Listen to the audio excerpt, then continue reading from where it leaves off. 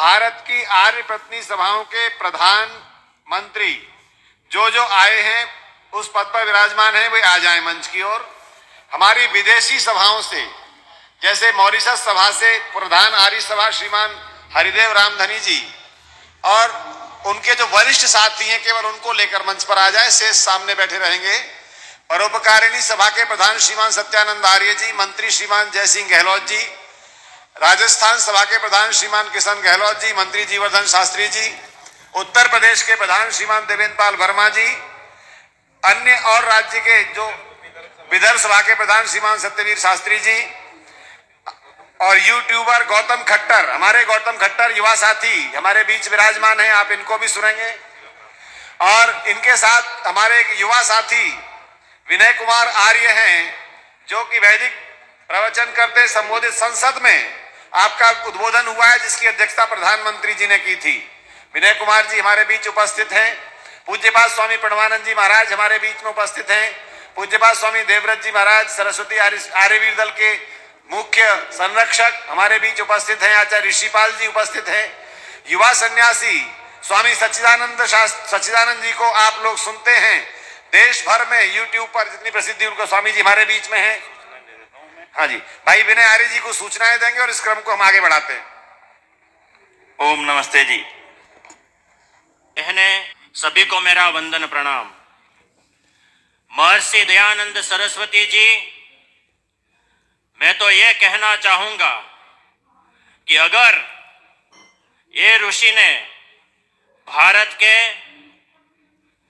गुलामी के कालखंड में अगर जन्म नहीं हुआ होता, तो आज हमारे जो ये भारत के क्रांतिकारी थे, जिन्होंने मां भारती की आजादी की इतनी महान लड़ाई जो लड़ी, वो इतने महान पात्र हमें कभी न मिलते। क्योंकि महर्षि दयानंद सरस्वती, उनके बाद स्वामी श्रद्धानंद जी जैसे महापुरुषों के जीवन से उनकी प्रेरणा से अनेक महान क्रांतिकारियों का जन्म हुआ, चरित्रों का निर्माण हुआ। उनमें से जब मुझे याद है, मैंने जो पढ़ा है इतिहास में, जब वीर सावरकर जी ब्रिटेन की धरती पे जा रहे थे, तब उन्हें भी स्वामी दयानंद सरस्वती के अनुयायियों ने पत्र लिख के बोला था कि तुम जाओ लंदन और वहां पे श्याम जी कृष्ण वर्मा जी को मिलना। और वहां मिलते ही उन्होंने विदेश की धरती पे भारत की स्वतंत्रता की चळवळ की जो मुहिम थी, उनको और तेज करके आगे बढ़ाया। स्वामी दयानंद सरस्वती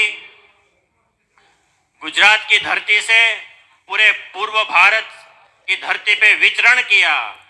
जो भारत की जो पुरातन सनातन संस्कृति थी, हमारी वेदों की संस्कृति थी, उनकी जो ज्वाला थी, वो जब मूर्जित हो रही थी, तब स्वामी दयानंद सरस्वती ने हरेक राष्ट्रवादियों के हृदय में वो ज्वाला को प्रज्वलित किया। और वो ज्वाला प्रज्वलित हुई, उसकी वजह से अनेक क्रांतिकारियों को भारत को भेंट मिली। मैं स्वामीनारायण गुरुकुल राजकोट संस्थान में पढ़ा। गुरुकुल संस्कृति भी एक ऐसी अजोड़ भारत की भेंट है कि उनकी वजह से ही आज भारत हमारा इतना दिव्य है और आज पूरे विश्व में ये गुरुकुल संस्कृति का परचम लहरा रहा है।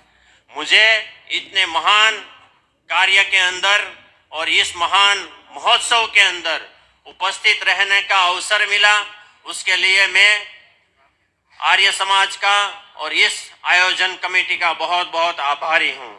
मेरे गुरु शास्त्री धर्मजीवन दास जी स्वामी ने भी आज से 100 साल के आसपास दीक्षा ग्रहण करके उन्होंने भी गुरुकुल संस्कृति की शुरुआत गुरुकुल में की।